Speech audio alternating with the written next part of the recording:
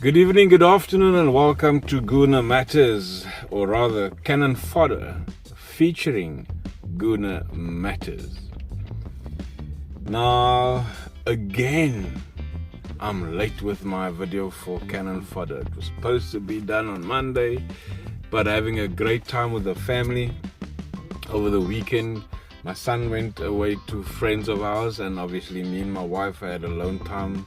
What a great time just to spend with your loved ones. And yesterday we took a bit of a drive to a little town out in Western Cape, Cape Town, and just had lunch, and of course here and there just looked about and being a tourist in your own country. What a nice time, what a day, beautiful out there, nature, wine farms, yeah, all of that and more. But all good things comes to those who wait, but also all good things comes to an end. Hey man, what a great day, and I hope you all had a nice weekend as well. We had a long weekend. On Friday it was Heritage Day. No, Freedom Day, because Nelson Mandela, I think, was released from prison to 27th of April a couple of years back. And of course, yesterday was the 1st of May, and that was Workers' Day, which is also a public holiday. So I was off since Friday and yesterday, and I'm back at work today. So I just needed to get a quiet place just to make this video. So yeah, 2 segments, and this is just a part 2 of the previous segments that I've done. I've done a video of each, also for a Monday afternoon show for Cannon Fodder, but this is 2 segments, part 2s in one. So yeah, first of all, I remember I spoke of my top 5 players that was or rather that is protected by the PGMOL, the referees organization, and referees by itself. For the last few games, I think last week midweek and this weekend's games, I saw 2 of my top 5 players, in fact 3 of my top 5 players, being protected again, and it's disappointing to understand why these players get away with so much. 2 of those players are in one team, so it is so pathetic, for lack of a better word, to say that it is such blatant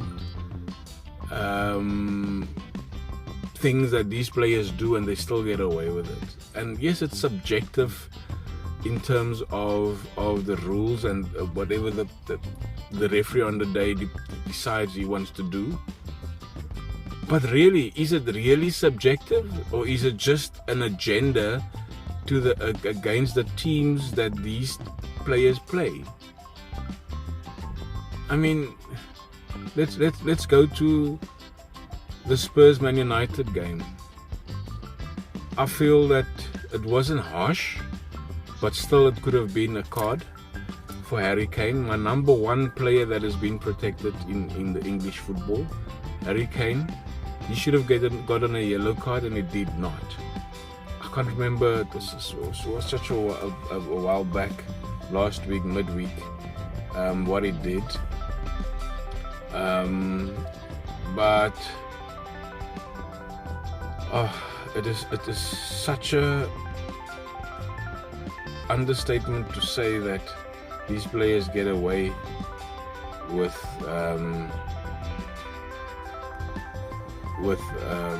so much unnecessary.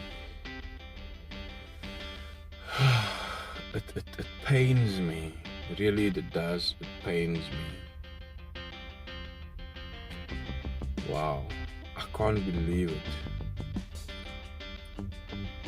I can't believe it. But then again, you know what? I call him the golden boy of England. He will not probably get a red card anytime soon. even though it is a merited card. Doesn't matter who the referee is. There's not one particular referee that protects Harry Kane, and I'll definitely have to find out. What that player was in the foul, who the foul was committed on by Harry Kane. So it is beyond my understanding that it is our referees in the EPL that gives us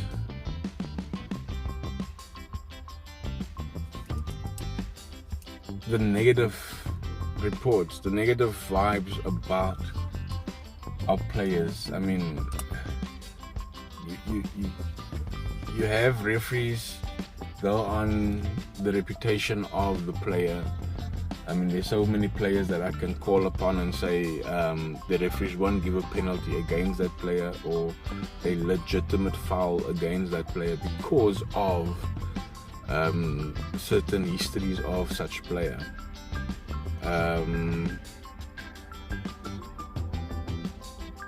So, like, for argument's sake, Richarlison is one of those players that will probably not get a penalty or a legitimate foul from any referee because of his history being drawing fouls but not really a foul. And then of course sometimes the simplest thing, and I think one of our players are doing it as well, Granit Xhaka, is a touch, just to waste time, just a touch over the ball and he falls, and that's a tactic. But then you get the real thing, a legitimate foul that could get you a second yellow card, doesn't get given. Okay, that is Harry Kane. Then looking at City's game against Arsenal on Wednesday last week,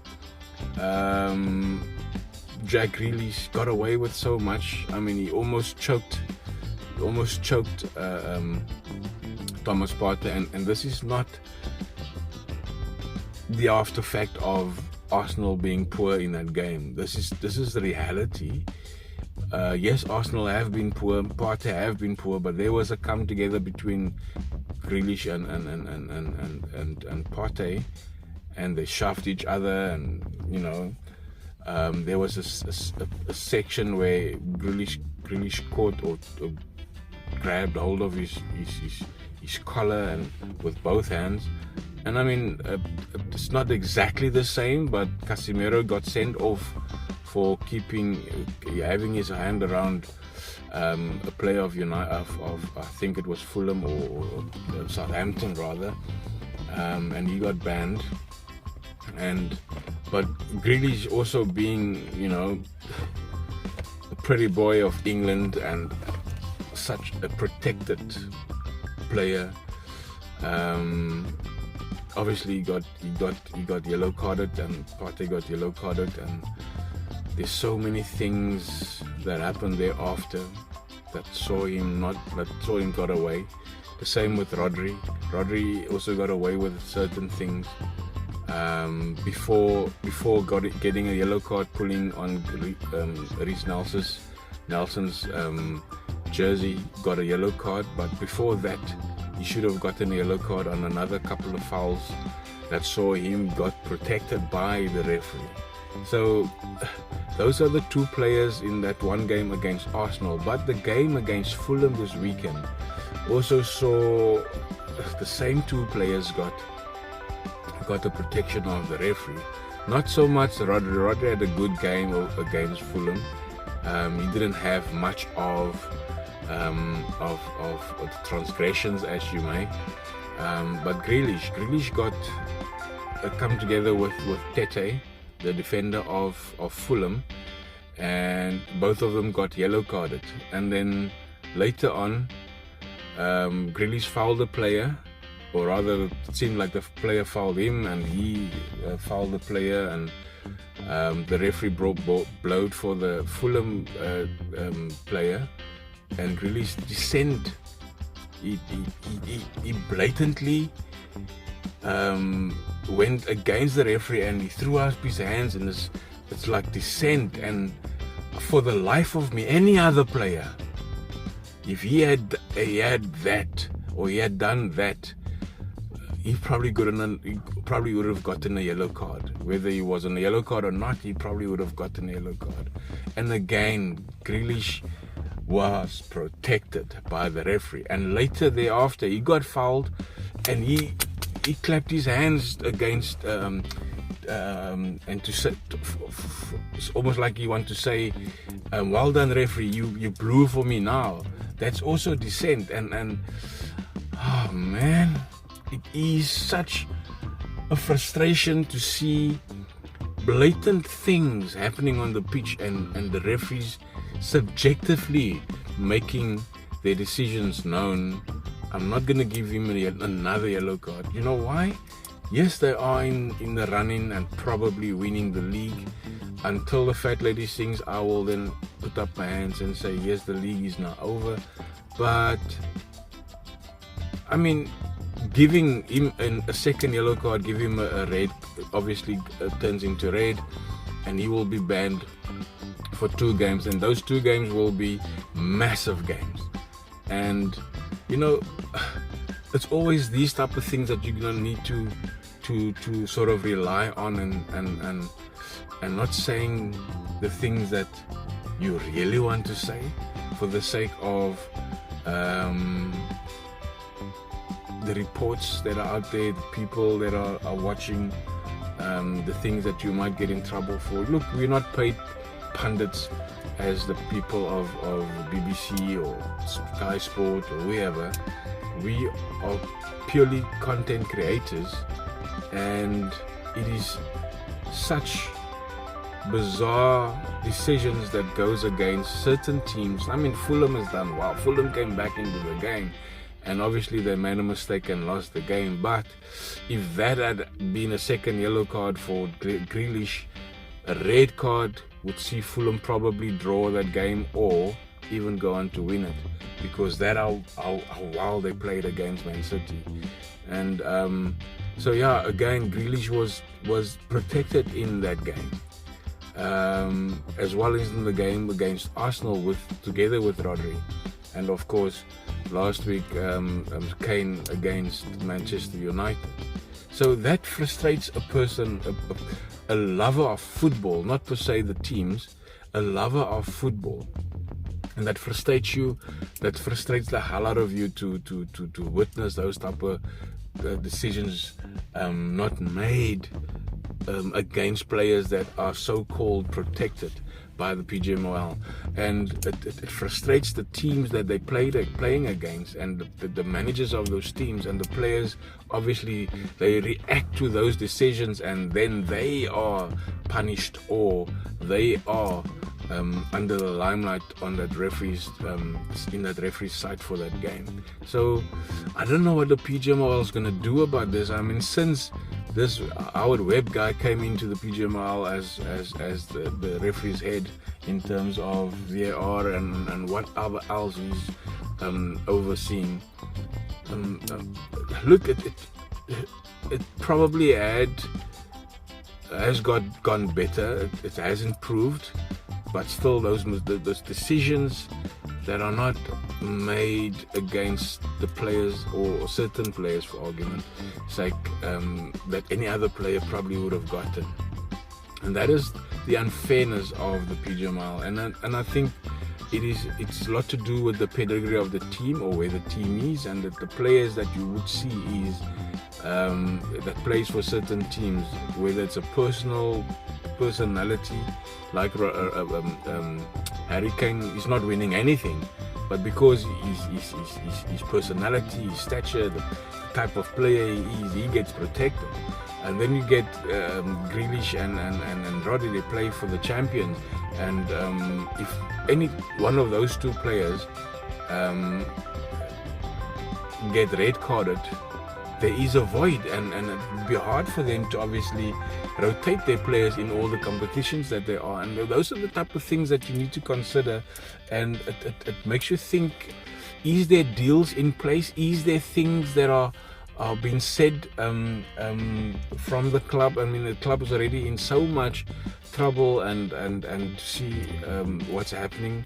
And now, is there really things happening behind the scenes where they sort of get all those manga things agreed upon? Because I mean, it is blatant things that you can see with the eye open. Pardon me. I mean, there was also a decision for a referee that gone against them. I mean, for a penalty that gone against them, and that looked very real. But look, you know what? VAR obviously looked at it, and it makes you think that there is corruption deals being made when it comes to certain players and certain teams. So that's frustrating in itself. So, and I think what also pains me is that there's nothing being done about this behind the scenes. Nobody comes out and say these things. I mean, if you look at the ref watch with Gallagher, Dermot Gallagher, obviously he has to protect his referees. But most of those things that he comes out with, and he agrees maybe with a decision, but then it's too late. The decision has been made, or the team has lost, or whatever, they lost points, or whatever the case may be. That's too late. So in the new season, things like that needs to change. VAR needs to be looked at properly. The hierarchies, the people in the positions that can make decisions, those are the people that can change the certain factors of what's going to happen in the new season regarding those type of errors. Because if it's too late, then it's too late. I mean, we can look back, and we're going into the next segment, as we could look back at the Brentford game, where Brentford, we drew against Brentford, where we needed that 3 points at the time. I mean, it goes as far as that game where we played Brentford at home with a 1-1 draw, and that it really changed a lot of momentum of our game. Obviously the players get frustrated, and yes, we went on and we did well thereafter, and then again bottled it in certain other games. But also in certain other games, there's decisions that gone against us that wasn't legitimate decisions to be made. But that doesn't take anything away from how Arsenal should have managed the games against Liverpool, West Ham, Southampton, and did not turn up for the City game. And this is the next segment. It's also part 2, where I've had a video done last week, Tuesday, of Mikel Arteta, and I gave him a lot of praise, and also had a lot of things to say what he lacks.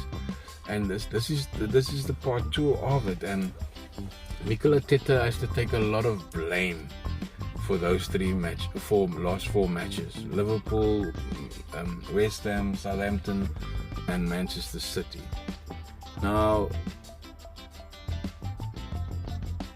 what I put on him as the manager for this last couple of games, the 4 games that we've dropped points, we played 4, lost 1, and drew 3. He has a lot to take blame for, especially in the 3 games building up to the Manchester game. Going up 2-0 at Anfield, and come draw the game and almost lost the game. That we all understand that. but still it does not give you any reason to still tactically make the decisions that you've done in a game. And we've all been saying it for the longest time, is that you can't wait until the 65th or 70th minute to make changes. If you see anything that will change the mentality of your players or one particular player, you immediately make a change, because you are in the running of the competition, number one, and number two, you are leading 2-0. So there is no way that you can't make a change. People will say, yes, we're gonna have to let the game flow and see what changes we can bring upon. No, it is to our own detriment that we will lose or drop points or lose games if we don't manage it properly. And we're not ruthless enough. As a manager, you're not ruthless enough, Mikel Arteta. You need to call upon the players. For argument's sake, Zinchenko. How many games will he lose you or cause you to lose points or lose a game with the mentality that he has? Good player, no mistake, he's a good player. Being an inverted fullback, he's done it brilliantly at Arsenal and wherever he plays. But for the fact that he leaves acres of space behind him, and numerous times in all 4 games, that area has been attacked because there's nobody there. And that is one of the biggest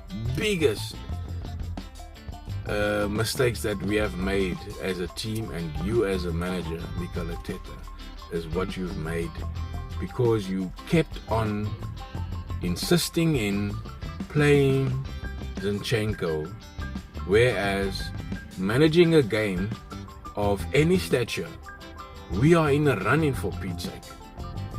We're losing points, we're losing games with your stubbornness playing Zinchenko every time.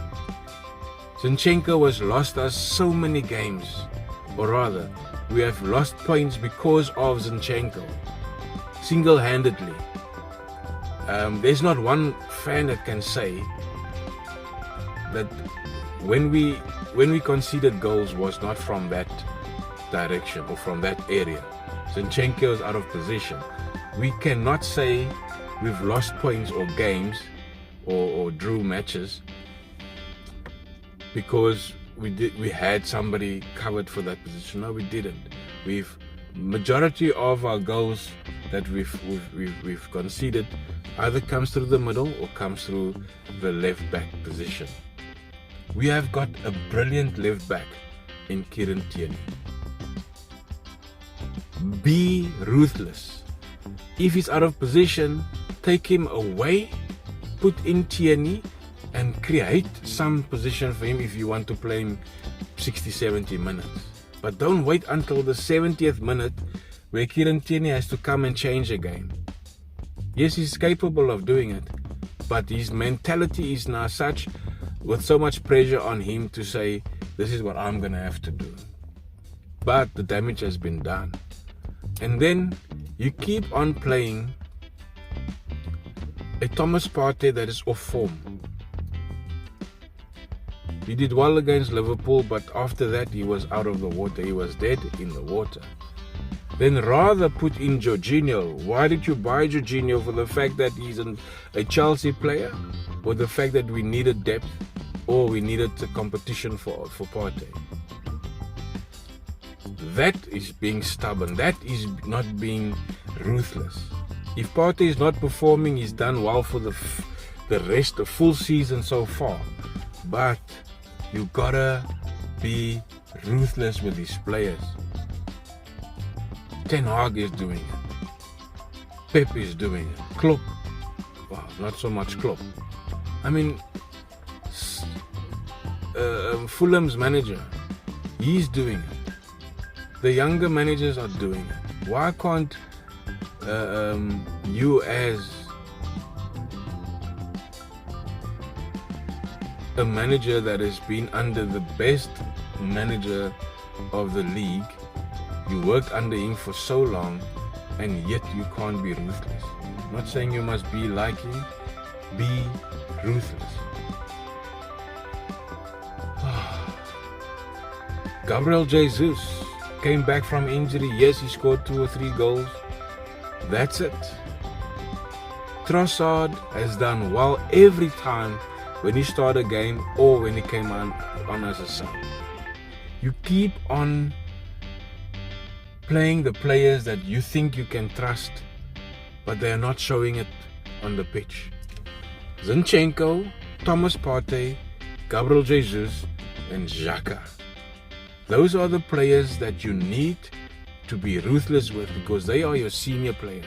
They need to be substituted, or they need to be benched rather, and put in Trossard, put in Emil Smith Rowe, and put in Jorginho, and put in Tierney. We've got great players in those positions, but you keep on fuffing around and being stubborn and making decisions the time when you want to make it. You can't do that, Mikel Arteta.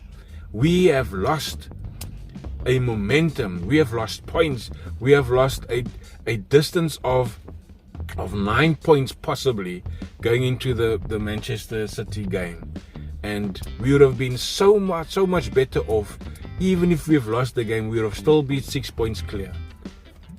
And that would have meant that they have to beat their 2 game in hands. Now they've won a game, they are a point above us. Now the pressure is back on us to go and perform, but it can't be done. Mikel Arteta, you are lacking the ruthlessness, you are lacking game management, you are lacking to manage those players that you trust so much. Now call them out. Zinchenko, Granit Xhaka, Thomas Partey, and Gabriel Jesus. You have to manage them better. You need to be ruthless with them. And Saka. Saka is the other one. You have Reiss Nelson on the bench. So what we would like to see as fans, there is 5 games to play, starting tonight with Chelsea. You have to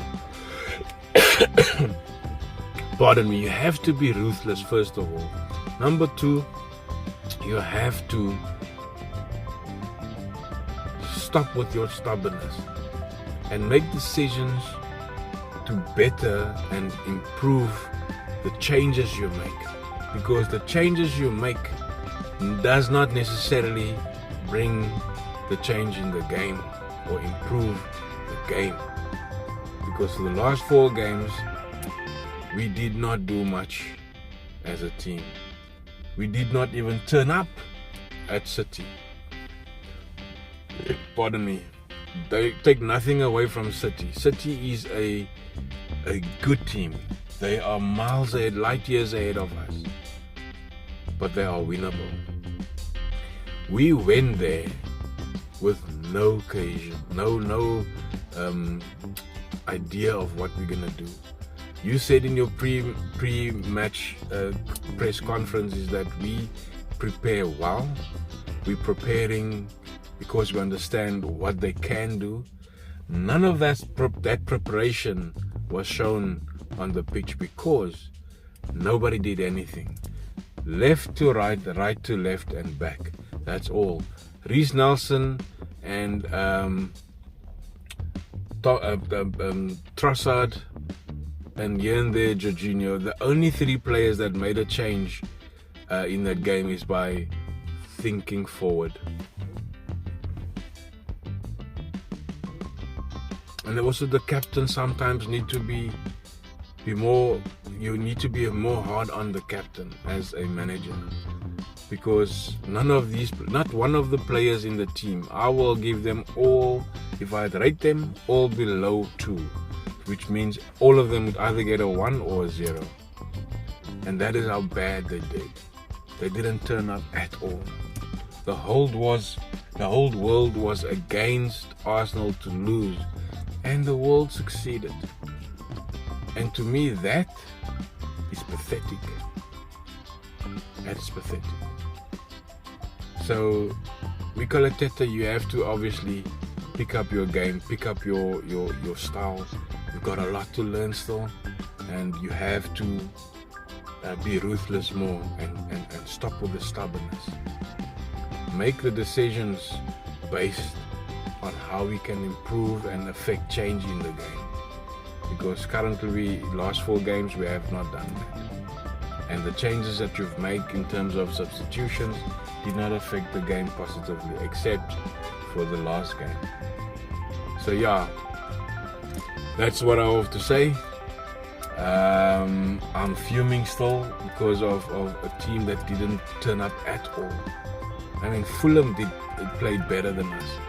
I must also, as an Arsenal fan, and it pains me to say, is that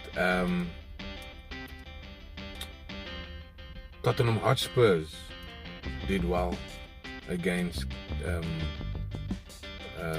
what's her name? Coming back in midweek to draw against Manchester United. And of course, over the weekend again, they also came back from a 3-0 down to Liverpool and fought back, and obviously drew it at 3-3 and lost the last minute 4-3. Well done to Spurs, that showed that fight, and that is the sort of thing that we were lacking. We didn't have that fight, that hunger, that determination. We didn't have that against Manchester City or against every other 3 teams. Maybe you could argue we've done it against Southampton, but that was arguably the worst game ever, to go down 3-1 at home. You had to win that game by far. But nonetheless, that is the past. We look forward, we look at tonight's game, we look at the weekend's game and the games thereafter. We need to win all our games. We have to win it if we still are in with a chance. Anything can still happen. I mean, there we've seen City struggle against Fulham. So there is still things that can happen that can change the momentum and the predictions of the season. So we have to win it all. We have to go for it and be ruthless and continue to do well. And gently touch the like, share the video, and of course, this was Cannon Fodder featuring Guna Matters.